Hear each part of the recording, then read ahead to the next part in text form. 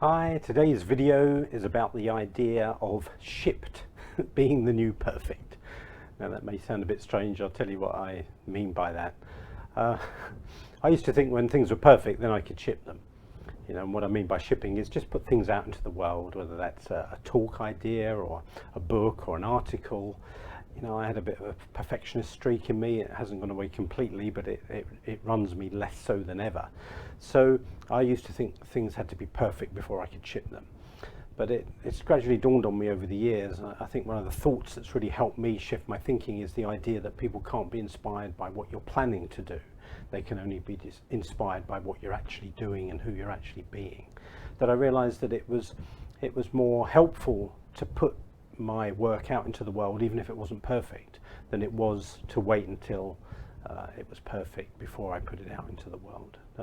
I guess I was trying to make myself bulletproof and perfect and beyond criticism and all those things, and of course none of us can ever be bulletproof and beyond criticism. We just need to learn to live with the judgment or criticism we may or may not receive. So this is the idea, and I'm reflecting on it because I have just 2 days ago put my new book out into the world and launched it, my book Pivotal Moments. It's not a physical book, otherwise I'd be holding a copy to show you. But I just felt so proud of myself that I've got through my fear and resistance and actually published it. So it was that idea of I have shipped it into the world. It exists even after 2 days. I'm beginning to get some feedback from people that have read it and have really enjoyed it. So I'm just so proud that I've done that. So here's the invitation to you really. It's what can you put out into the world that you were trying to get perfect or trying to get brilliant before you actually put it out?